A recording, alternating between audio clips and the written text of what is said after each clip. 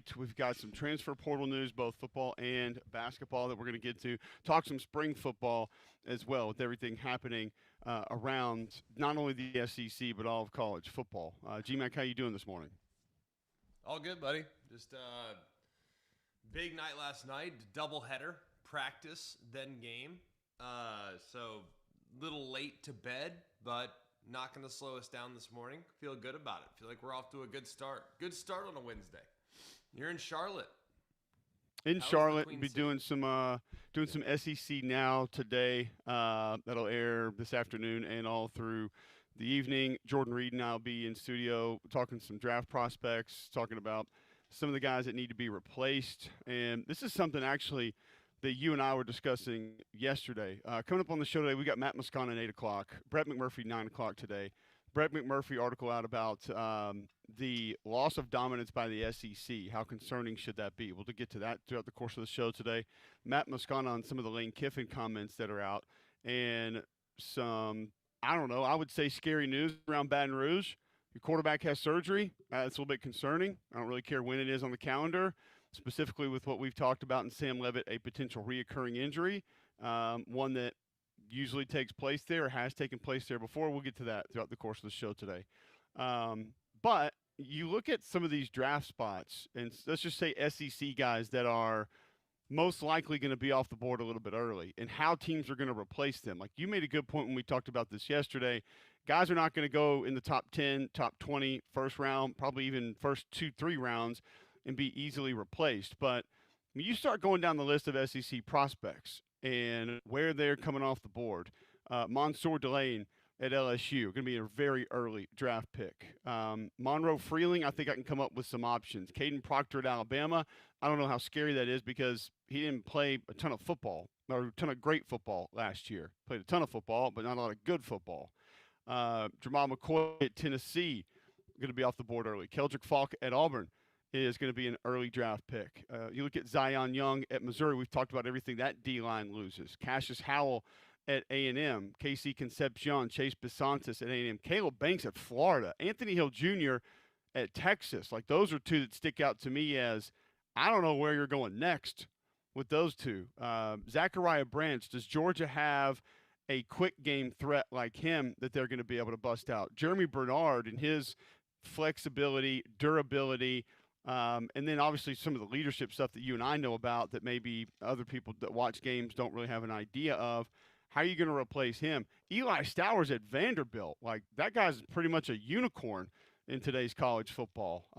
We hear a lot about Diego Pavia, him being gone, but what about Stowers and the mismatches that he provided at tight end? It's going to be tough for these SEC teams, G-Mac, to find not just replacements individually, but schematically what some of these guys allowed them to do, and be replacers that are even going to let them be close to how they ran and managed things a year ago with these guys that are going to be leaving for the NFL draft. Well, it's all true. It's all fair. But what I'm having a hard time understanding, though, is like there was once upon a time, and I think the SEC fan is starting to become more comfortable with this. Once upon a time, first rounder goes, it's no problem.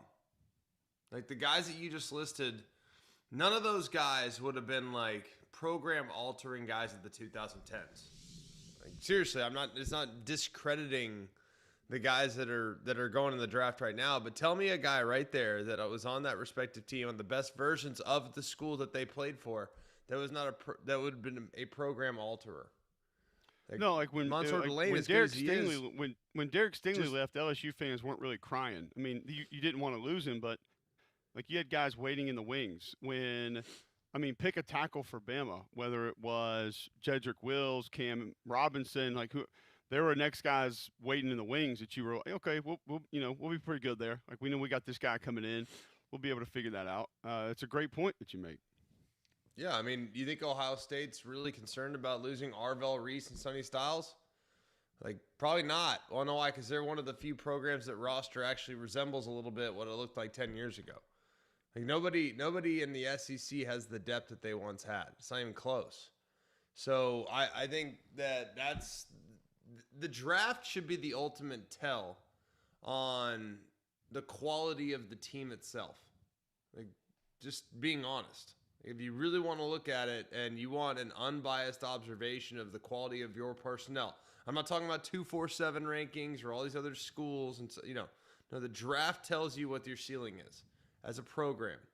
When there are guys from all over the place getting drafted way higher than your school and you're an SEC school and it's uncomfortable, well, guess what? That's because your team's not as good as the 247 and the on threes want to tell you. So when there's one Bama guy that's drafted in the first round, it should be an eye opener. And maybe it's not the coach that's currently in charge. Maybe it's the quality of the personnel that was on the team last year. So I'll be really curious to see how this all works out. But you're right. Like back in the day, you lose a top 15 guy, no problem. Next man up mentality, develop, stay, get the backups ready to roll. Might take a couple guys to replace him, but hopefully one pops and we're off and running. Now it's like, I don't know who the heck's next man up for Florida to replace Caleb Banks. No clue. Not that guy. Like, there's a couple of those that we mentioned. Caleb Banks really sticks out. Eli Stowers really sticks out. I think Mansour Delane is special. I think he's different. But I do think that you got really good reps from DJ Pickett last year, and I'm interested to see what you think about this year. Like, Blake Baker can manage that scheme a little bit, I think, to cover some of that up. Like, he can get hyper aggressive, or he can just be aggressive and, like, almost egregious aggressive. And, he's got some guys up front that he can use in different ways, I think, to create what he wants to. Maybe not put those corners on as much of an island because they may not be as good in one-on-one situations. Like, that one, I think, can be managed in a little bit of a different way.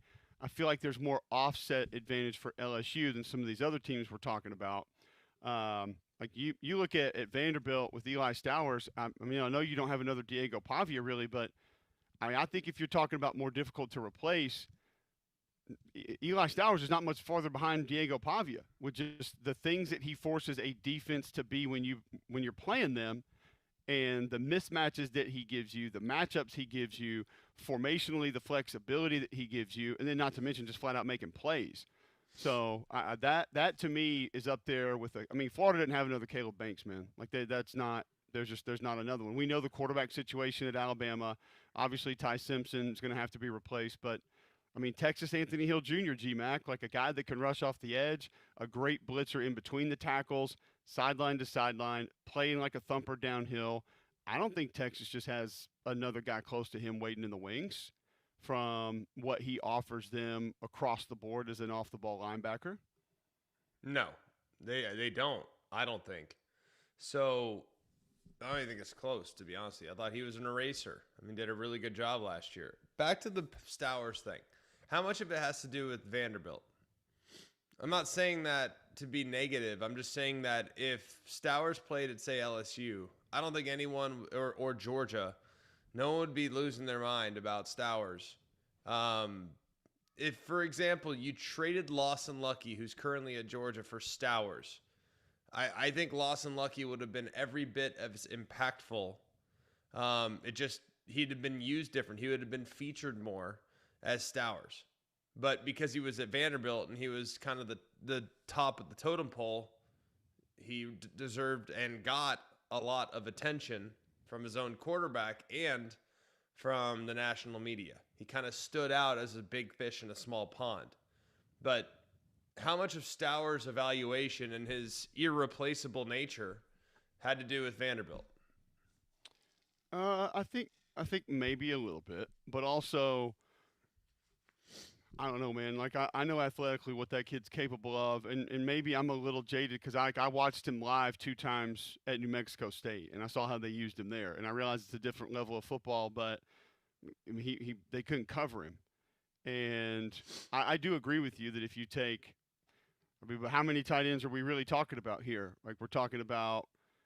Lawson Lucky, Trey Green, Lawson Lucky. Like how many other SEC tight ends that are going to be back could we fill in there and say, oh, they could have used him in a very similar fashion to what they had down there? Like, I don't think the SEC has a lot of those tight ends. Like, maybe a Luke Haas at Ole Miss could have given you that flexibility. From a flexibility standpoint, not as much, but I do think Brett Norfleet could have been featured in ways that would have, he would have been a lot more dangerous than what he was where he was playing at Missouri. But there's not a lot of those guys, period. And I just think Stowers a little more smooth than any of the others we're talking about. It's a fair point, but also just Vandy doesn't have anybody close to that. Like Cole Spence is No, not I getting agree, close to but that. that's because of So Vandy. Like, who you taking, Trey Green or Stowers? it's close, man. It's not close. It's Trey It Green. is close. No, It's not. I think Eli Stowers will surprise you in the NFL. I'm just going to say I'm obviously I'm higher on Stowers than you are. And that's fine. But Trey Green is a freak show. I get it, but I think Stowers is a little more polished right now. Yeah, definitely a little more polished. I'll At take the end of Trey this Green. year, that's probably going to be different because you and I both know that offense when the tight end's going, whether it's Lane, Levy, we see what Heupel's doing with that position. The tight end unlocks that offense. Yeah. Trey Green will be used the way he needs to be used this year, as opposed to 7-on-7 ball last year. Hey, we're inside the 15. Let's lob it to our tight end. Like that's literally how he was used last year. It was borderline egregious. So, I mean, to have that weapon, that athletic, that size, and literally 80% of his usage is in the red zone, it's egregious. There's no nice way to say it. So, but they athletically they're close. I get it, but he's going to be one of the stuff to replace. Like we've mentioned, Caleb Banks thing at Florida because he was dinged up. People don't respect how good he was or appreciate how good he was.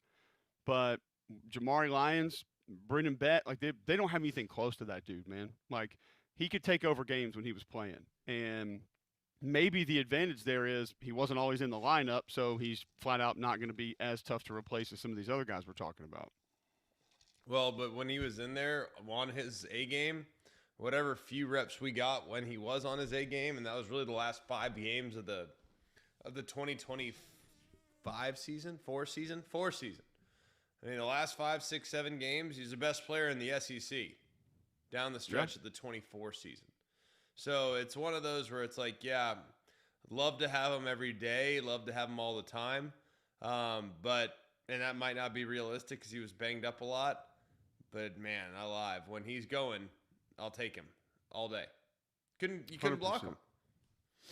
Where are you in this conversation as it pertains to, because like one of the next guys off the board from the SEC will be C.J. Allen, linebacker at Georgia. That's one that I almost view like you're talking about 10 years ago, where it just doesn't, and he was a little dinged up, missed a little bit of time, not a ton, but that's one that just doesn't feel anywhere near as scary. And that's nothing to do with him as a player. I do think he lacks a little bit of flexibility than some of the other Georgia linebackers we've seen coming out. But, I look at Quintravious Johnson and his flexibility, specifically probably more so as an edge rusher, but like Raylan Wilson and what he's able to do off the ball, because I think Johnson and Cole are going to be more your, hey, line up and rush sometimes, then play off the ball, do a lot of different things. But with Raylan Wilson back, that doesn't really feel that scary at all for Georgia's defense. No, but I mean, it's also partly because it's Georgia. I mean, it's just how many great linebackers has Georgia sent? I mean, from Roquan to Allen. I mean, they've probably sent 7 or 8 in the last 10 years since Kirby's been there. I mean, trying to think of the exact number, but it's been a lot. And the defense hasn't dropped off at all. So there's some internal belief, whether it's in Raylan Wilson specifically or unknown next man up. It's kind of an understandable belief and buy-in that Georgia's probably going to be in pretty good shape. I don't think there's any doubt when you're talking about that. What about Jeremy Bernard replacing him at Alabama? I think Lottie Brooks has already kind of shown you a little bit about what he can do from a versatility standpoint, so I'm not as concerned about it. I love Jeremy Bernard last year. Very good football player. Not crazy dynamic, more polished, more solid, just good kind of all-around football player. Like Jeremy Bernard reminds me so much of a guy I played with named Darius Hanks, who nothing about him was flashy. Nothing about him was, Jeremy was far more productive, but granted, very different offense. But I think if Darius Hanks played an offense similar to what Alabama runs now, he'd have a similar role. Like the guy could throw it, the guy could run it. He's just a good football player. And everything he did was well above average. Just a really good football player. So when I look at Jeremy, I think Jerm's really good. My only concern for Jerm is like overall top end speed, slightly inconsistent hands from time to time, not a ton. Separation's good, route running's good. I think replacing him will not be the easiest thing in the world, but I think there were guys on the team last year with higher ceilings, and that's kind of where, if you have a higher ceiling, I'm pretty confident that this coaching staff can help get you there. I feel like I need to cue up my Cam Coleman rant now and let everybody hear that again about how you can have your wide receivers with your mega ceilings. I'll take the football players. All fair points that you make, 100%. But who has a higher ceiling, time, Ryan Coleman Williams or Jeremy Bernard? After what I saw last year, I'll take Jeremy Bernard. Okay, last year you would definitely take Jeremy Bernard, but the year before, Ryan Williams was a dude. So yes, yeah, but but if you went the year before, you could also say, all right. I mean, one Jeremy Bernard playing with like a Dunze and like another 1,000-yard receiver. I mean, he didn't have the options really. I think Jeremy Bernard is going to be take his best year and take Ryan Coleman Williams' best year. Like, which year are you taking?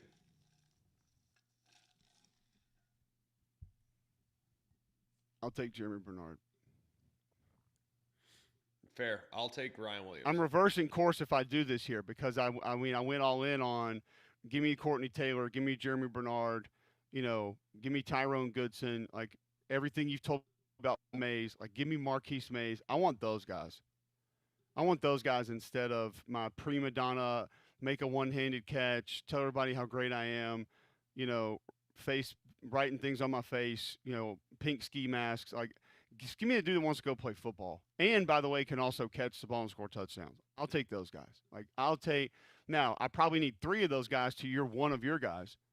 Or 2 of those guys at least. But, that's just where I am on that. I'll take those guys instead. So, and again, some people have to understand this is not really a fair discussion for us to have with a lot of just casual observers of college football because – we have different conversations about these players. Like we talk to coaches in different ways about these guys. Like when Kalen DeBoer tells me I didn't need to name Jeremy Bernard a captain because he's already 100% of that. He doesn't need that. He doesn't need the label. He doesn't need to walk out there before the game. He doesn't need to stand up in front of the team and talk in team meetings. He already does all that stuff. He's already that guy. So I'll use that for somebody else's motivation or somebody that might need it or somebody's going to make them feel better about themselves or whatever. Like that's the dude I want on my team. I'll take that guy. So it's sometimes not a fair discussion because is Ryan Coleman Williams, which by the way, it's going to take me a long time to get used to saying that. I'm just going to let everybody know. I'm not sure I'll get to it during the year. I was thinking the same thing. It's actually come pretty easy for me. I don't know why. I know. I'm surprised you've said it as many times as you have because I'm not sure that this season I'm going to just naturally say that ever. I'm a pro. But that's the difference. You just got to be a pro. Be a pro. You're right. I am an amateur. I am. You are the Chicago White Sox. I'm the Birmingham Barons. So and that's fine. That's okay. You're calling the Chicago White Sox a professional organization? That's news. Well, that's news to me. That's how that's how I label you as a pro, as the White Sox. Not the best. So again, high ceiling. Got some good prospects in that organization, but do they hadn't turned into a lot of wins recently. Should be noted the Barons are back-to-back Southern League champs. So take that, Greg. Still an amateur though. Still amateur hour. I think they cash checks. Me. Not sure that minor league baseball is amateur, but I get where you're going. I'm picking up what you're putting down. Fair. Neither is college baseball, so it doesn't really matter anymore. But it's that's going to take me a while. But when you look at just Alabama and some of these guys that we've been talking about, who is the toughest replacement for the Crimson Tide? I want you to hold on to that. I want to get to it on the other side and just which player, for whatever reason, it doesn't have to be just production. It doesn't have to be, this guy offered you, this physical trait or this capability. Just in general, who's going to be the most difficult to replace on that Alabama roster this upcoming season? We'll discuss that on the other side. First, I'm going to tell you about our friends over at Train. You got to get a Train home comfort system because you know this weather in the spring is unpredictable. And during the Spring Unstoppable event, you can receive up to a $1,350 rebate on select Train home comfort systems. Learn more and find a comfort specialist for you at train.com. It is hard to stop a train. All right, we'll answer that question next. Most difficult player to replace this season at Alabama. And you can throw in the portal as well if you want to do that because those guys technically still gone. So we can have that discussion. We'll do it right after this on Jocks.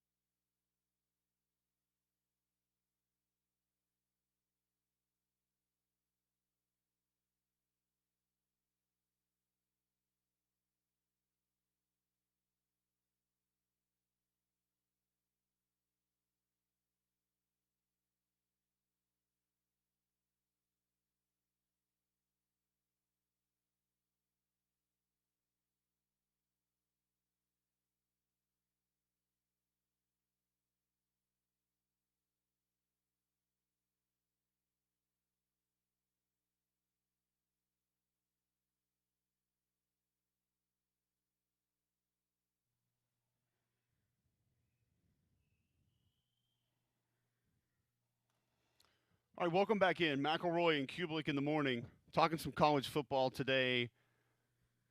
Players that are going to be entering, or not entering, but selected early in the NFL draft, how difficult are they going to be to replace? 800-239-9569, you want to get in. You can be a part of the show there. Who's the most difficult player to replace? We can either keep this just NFL draft or we can go portal. I think since we started with draft, we probably just keep it there.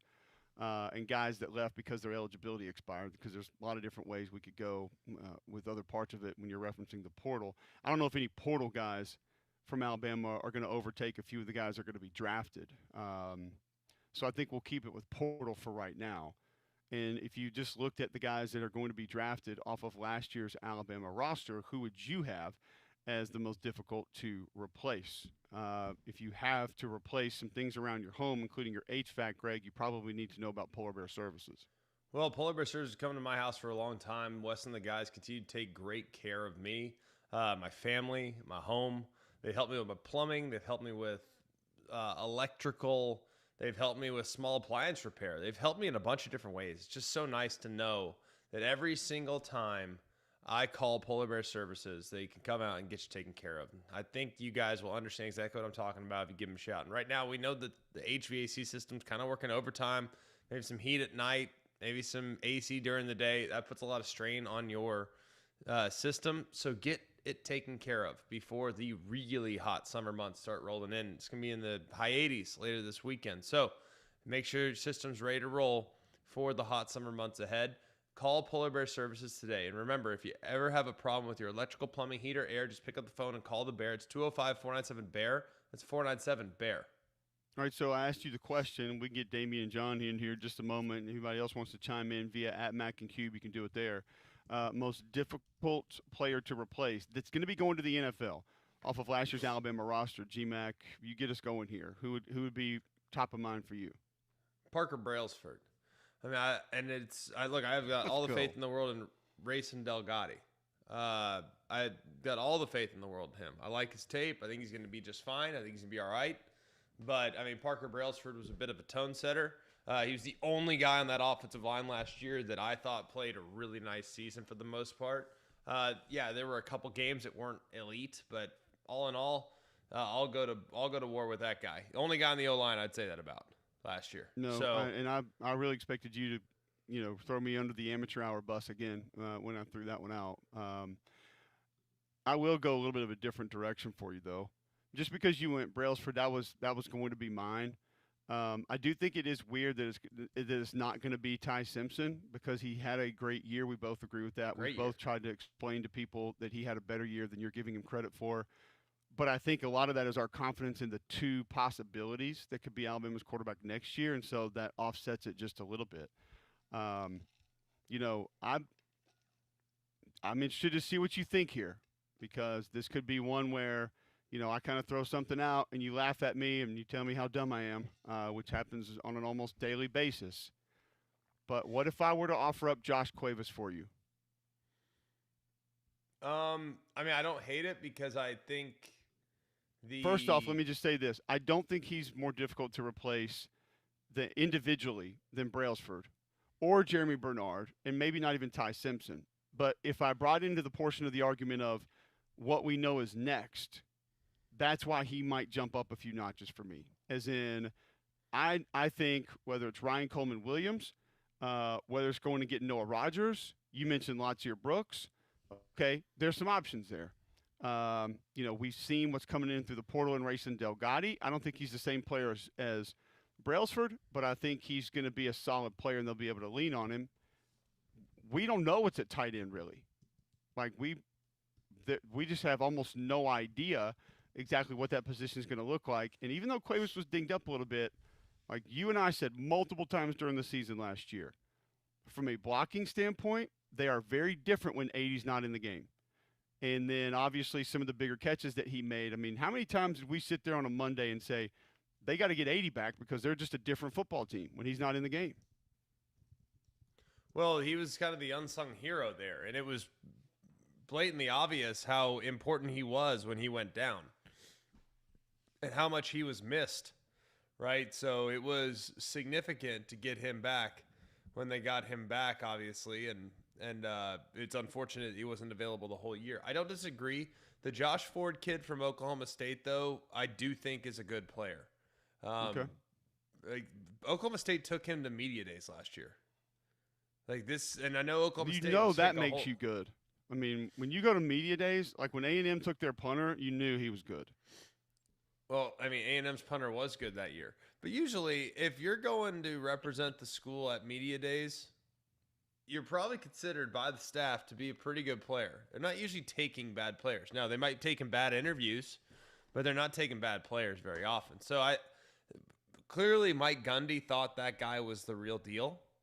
And I'm of the belief that if Mike Gundy thinks that you're probably a pretty adequate player at your position, adequate enough to go to media days, you're probably going to be able to step right in. And you remember how early Alabama targeted him in the portal. I mean, he was signed, I feel like, before the portal even opened. Yeah. I don't know if he was like a grad transfer or what the circumstances were, but man, he was the first guy in the portal recruiting class, and it was done before like I even knew what was going on. So clearly, the staff made him a huge priority. I just think there's more in the tank there than we probably know. No, I don't think that I would really push back on that. I think the hands are a little inconsistent, but I will tell you this: my favorite part about him is that he wore number 40, so that tells me he's just a glorified fullback anyway. And I know the dude likes to trade paint, so I'll take him. He might not be as good of a receiver, but I mean, you and I both know that we just went through the list of guys that are back, and if Ryan Coleman Williams is close to what he was 2 years ago, I know you want a receiving tight end. Like you'd love to have a Trey Green or an Eli Stowers or a Lawson Lucky, but I think you and I would probably both, if we sat down and they said, hey, we can either have a meathead at tight end that's really going to help us at the point of attack in pass pro and in the run game that is reliable but not great catching the football, or we can have super flex athletic guy that's going to be a liability at the line of scrimmage. We both know which way we're going for this team this year. Like they need For more this attitude team up front. ever. Okay, I'm sorry. Fine. With I'll this allow offense, that too. Yeah. With this offense, it's all you need. And I know that sounds crazy. Like, who doesn't want the high-flying superstar, Travis Kelce? Like, Travis Kelce would be great to have at any point, right? But I think this style of offense needs their tight end to be a little bit of a Swiss Army knife and just kind of a good football player that's hard-nosed that can be a reliable outlet. Because the star power in this style of offense is at quarterback and at wide receiver. I mean, is it not? Like that's kind of where it's at. Like that's where the star power is in this offense. That's where they win games. It's at quarterback and at wide receiver, and with adequate protection in the offensive line. Now there are some games where the running back steps up. There's some games where the tight end's a huge factor. Like tight end still has, but the tight end still, I think if you ask the staff, they would tell you, you know what, Jack Westover, the guy they had at Washington, he's one of the most important players on our offense. Never going to get the numbers, never going to be a superstar NFL player, but he's one of the most important players on our offense. So I think based on what we've seen at this offense at this level, whether it be at Fresno, Washington, or at Alabama, the 6 years or so on that Kalen DeBoer has been a head coach at this level, it's really mostly been about wideouts and quarterback. So tight ends, you got to have good ones, but they're more role players than they are stars. Well, yeah, and not even just that role. I think Alabama probably, like you said, every year you need a little Dustin McClintock, a little Kevin Turner, a little Robbie Utes, like that. That's what I think this program, not even the team, the program needs a little bit more of right now. And I thought Cuevas brought you a little bit of that. I mean, Robbie Utes and C.J. Dupree both brought you a little bit of that, a couple of years ago when you had both of them. That's a little more oomph at the line of scrimmage, I think, is going to be welcomed by the staff, and I do think Josh Ford gives you that. Like he's a bit of a grinder. Like he's not afraid to get after it, and that's, you don't need super athletic catch the football guy right now as much as I think you need that. So that part will be welcome. It's a great point that you make. We'll keep rolling through them. Other players on this Alabama roster, how are they going to fare replacing what's going to be going to the NFL draft? What's most concerning? And we'll go to some other schools too. Like you look at Auburn, you say, okay, Keldrick Falk. Like, how do you replace him? Is he a guy that can be replaced? We'll have that discussion, and then some of the other SEC schools as well when we come back next right here on Jocks.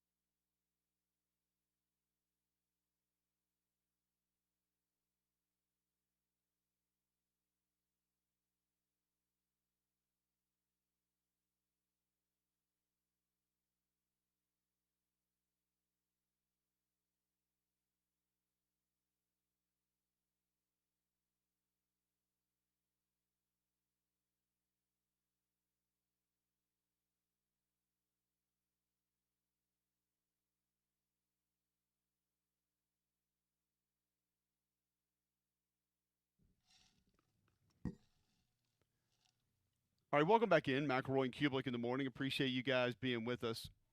It is 7:37, Wednesday, April the 8th. I'm in Charlotte, North Carolina. Everybody else back there in Birmingham will be on the SEC Network today talking some SEC draft prospects, talking spring football. Also, I think we have Drinkwitz, Golish, and Summerall today. So you'll hear from all those coaches today on SEC Now throughout the course of the day. But we're talking players to replace and the level of difficulty with certain players at certain places. And I think from an Alabama perspective, we've about covered it. I mean, Caden Proctor would be the next one, Greg, that we would talk about as far as just where he's going to come off the board and how difficult or not difficult it's going to be to replace him. I think the reason that he was not first of mind for us, like physically tough to replace, yeah. I mean, there's not a lot of 360-pound tackles running around. Just like not a real thing. But when you're talking level of play, I don't think a lot of us look at that and say, "Oh man, we have to have that back." Like we have to, where are we going to find that level of play? That's just not a very difficult conversation because it wasn't great for the majority of last year, or really the last 2 years. Well, I mean, you know how I feel about him in particular. It wasn't good. Yeah, and I think that's what we're saying. I care less it's about like, how many stars he had. Like, I think he's sure. as replaceable. He might be the most replaceable guy on the roster. Like, I mean, there was nothing special. I hate to say that, but it's just like, tell me what he did that was special. He left for Iowa and came back. No, I mean, seriously. Like, I mean, you can tell me he was a five. Like, I don't think he's going to go in the first round. And I look at all these draft projections and stuff like that. Like, I mean, yes, he's very impressive physically. There is no doubt. Very impressive physically.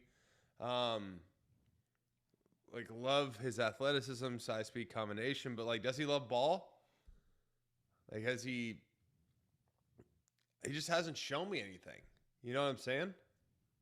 No, 100%. I mean, it's So just a fair point, and it's not trying to just bang on him or knock on him. It's just the play, the level of play wasn't elite very often, and it's what it was. So was it ever elite? Seriously, no. Which is why we were as vocal as we were going into the season last year when PFF and all these other draft analysts had him as the number one pick. And whoever was putting that out there needs to be held accountable for it. And I hadn't seen anybody talking about that. But there were multiple outlets that had him as the consensus number one pick in this draft. And like you just said, there's a good chance he's not off the board in the first round. Because I'll tell you this, too. I don't think he can play tackle in the NFL. So you're going to spend the 21st, 31st pick on a guy that you don't know.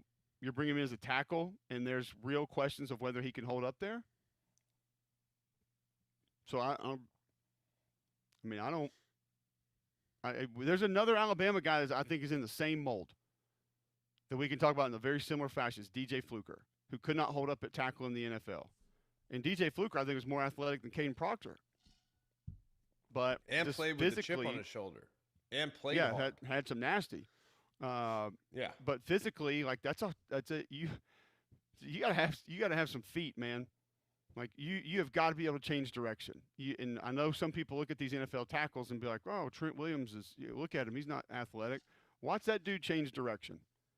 When he needs to go from a kick set from right to left and all of a sudden stop an inside move by Myles Garrett, like watch how quickly he goes from going left to then going right. And that's the thing that Caden Proctor cannot do. He cannot change direction well enough to be a tackle in the NFL. That's just me. I also don't think his pad level is good enough. I don't think his hand placement is consistent enough. And the part that you just mentioned, I also don't think he has that at an elite level either. Not to the level that Spencer Fano does, for sure. Not to the level that Francis Maioga does, for sure. So I'm with you. I don't think he's off the board in the first round. And if there's a run on tackles, if it's Monroe Freeling, who I think is even fair to discuss at tackle in the NFL. Much better chance than I think Caden Proctor does. But because he can change direction. I wonder about him actually anchoring That's a little bit more of a concern for me with him than it is with Caden Proctor. Caden Proctor can anchor by God. Like that's you try to run down the middle of him and he's ready, he'll be fine. Now you can also catch him with his hands wide or his pad level too high, and it's going to be a problem. But if there's a run on those guys in the first, I don't know, 12 picks, 14 picks, all right, you're going to see some people get desperate in the 20s and 30s, early 30s. But and I don't know how many guys there are after that, and that's where things are going to get really interesting. Is Francis will be off the board, Freeling, Fano will be off the board, then where are you going to go? Because there's a massive drop off, in my opinion, after those. So are you going to wait I don't disagree. and take? Yeah, are you going to wait and take like a Keegan Trost or Isaiah World in the 4th and like hope for the best, and Austin Barber in the 5th and hope for the best? Like maybe a Jennings Dunker, but I don't. Maybe Lomu comes off before he does, possibly.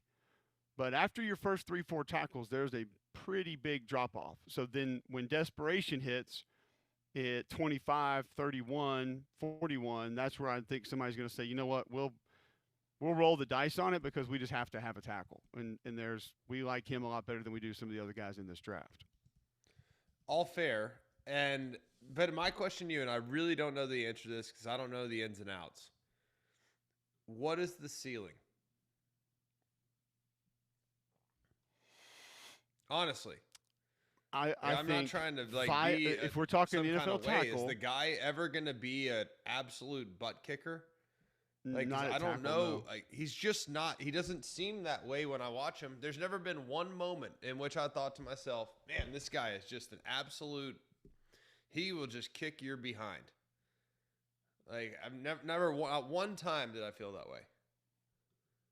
He has had some good games and he's had some good moments, but they're not very consistently. No, I think his ceiling. I think is a viable NFL tackle. I think his ceiling is an above average NFL guard. Maybe a little bit more than an above average NFL guard. And I still think he needs to get into like the 340 range to be a viable NFL guard because you still got to move a little bit. Yeah. Like how many of these NFL teams, I know we're not running the ball 50 times a game anymore, but how many of them are running the ball between the tackles the whole time? Like you're still going to have to get outside. You're still going to have to climb. You're still going to have to do different things like that. Not to mention the different things you'll have to do in pass protection at times. So, like he's not going to be able to get up there and just be stationary. That's not what it is anymore. So, I do think though that teams that maybe lean on quick game a lot could look at him inside and say, "Man, he could really help us solidify things in the middle if we can get him going. Probably get him a little lighter." And get the technique fundamentals of the guard position down. Like that's where I think his highest ceiling is. But do I think his ceiling is Trey Smith's in the NFL, Quentin Nelson's in the NFL? No, I do not. Not even close. I don't either. And it's not doesn't. Hey, that's not a knock. But like if I'm drafting a guy in the top 15, I'm hoping to get a Trey Smith, Quentin Nelson. A guy, but seriously, you watch those two guys in college, they kick people's booties every week. Oh, I mean, just 100%. absolutely mowing people off the ball against their will. I honestly can't think of a single game in which it was consistent where Caden Proctor overwhelmed the opposing defensive lineman. Doesn't make him a bad player. It just means I don't know if I just haven't seen that part of him. I haven't seen that side of him. Seems like a great kid. Seems like a nice kid. Like, and guess what? You're going to be an all-pro defensive, or you're going to be an all-pro guard. You got to be kind of a jerk. Like, I mean, you got to be a killer. And you have to, like, finish and maybe play a little dirty and, like, do some things like that are right up there on the cusp of being on the whistle. Like, right on the fringe. You have to be a little bit feared. And I haven't seen that part of him. So that's part of my concern is like personality too. Is like, does he have it in him to become a killer? Because as a great offensive guard or a great offensive tackle, you got to be that way. Yep. No, all fair points. And it's kind of yet to be determined if he's going to be able to be that. So we'll continue the conversation. We'll talk a little bit about Auburn. We'll talk some other SEC teams. Talking players leaving for the NFL draft and how difficult it may be to replace them. Also going to hear from Lane Kiffin. We've got Matt Moscona coming up at 8 a.m.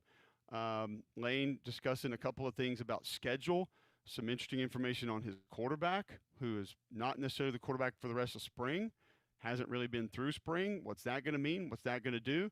We'll get to all that and more on the other side. First, Greg, tell our listeners about Bromberg's. Well, Bromberg's been in business for 190 years, the experts here in the Birmingham area, and they continue to deliver top quality, and they have just the best inventory. For example, if you love David Yurman, which is a very popular jeweler, they've been very popular in the Southeast for a long time. If you love David Yurman and you want to go get David Yurman, you want to try it on, you want to check it out, you want to take a peek, well, there's only one place to do it now, and that's at Bromberg's. They are the exclusive authorized retailer here in the area, and they've had a decades-long relationship with the brand, and they offer iconic designs for both men and women. So it's a shopping experience that you can trust. Visit Bromberg's in Mountain Brook or at the Summit and discover David Yurman exclusively at Bromberg's. All right, we'll discuss a little bit more of players more difficult to replace on SEC rosters when we come back next right here on Jocks.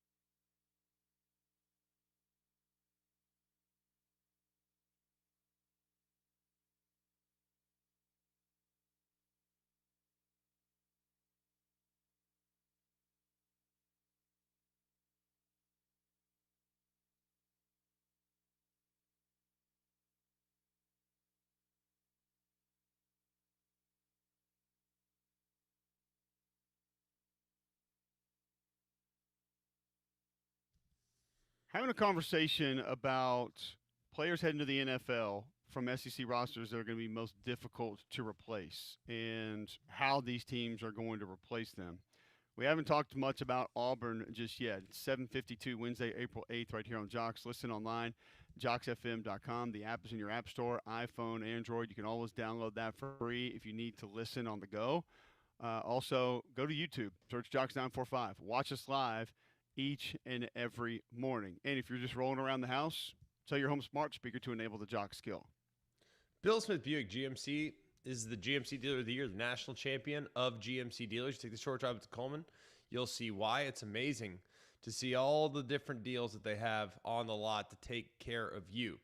Andy Cole has done an amazing job of making sure that everything continues to be at top level, including deals like this, like a GMC Sierra 2500. This is the ultimate Denali.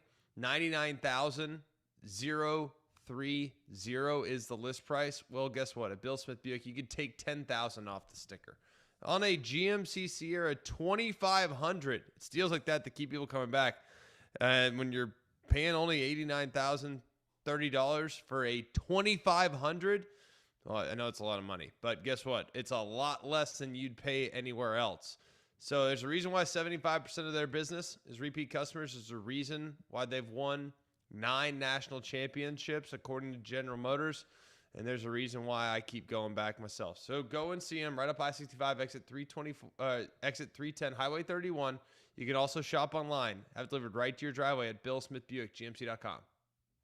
All right, Keldrick Falk, obviously the main player I think we're going to reference from an Auburn perspective when we talk about difficulty to replace on defense.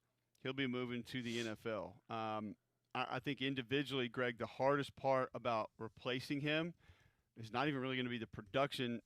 To me, it's the flexibility that he offered.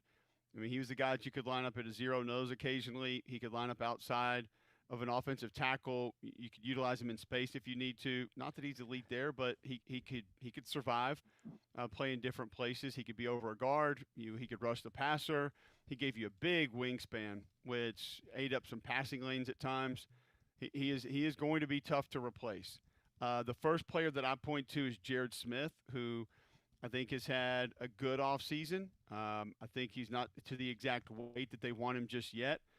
But a kid that's 6'6", he gives you that length, he gives you that wingspan. You saw a little bit of flexibility from him a year ago where he's off the ball at times, kind of out in space, not a complete liability.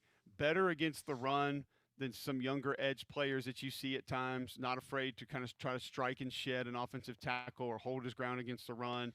I don't think he has the twitch that Keldrick Falk brought. But replacing Keldrick Falk, is that a major concern for you with this Auburn defense? And then how do they do it?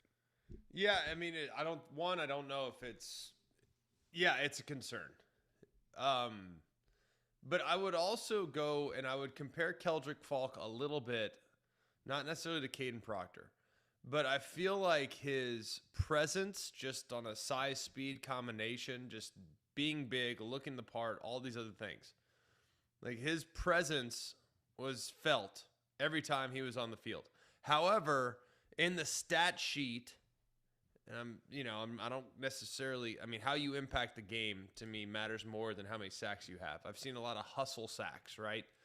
I don't feel like his impact was as big as his body. You know what I mean? So is he a little more replaceable than one might assume? I'd be more concerned with Bobby Jamison Travis. Yeah. I mean, I think he's harder to replace than Keldrick Falk, believe it or not. Because that dude, I bet right now if you sat down with Xavier Atkins and said, you could have 97 or 15 back, who would you want back this year since you're coming back? I guarantee if he was given truth serum, he would tell you 97. And Xavier Atkins is their best football player, so who allows him to be their best player? 97. You need more guys like that. No, nothing against Keldrick Falk. Did some good things, but you need somebody in there to hold the point to be able to let 17 run around and make plays. We'll talk LSU with Matt Moscona next right here on Jocks.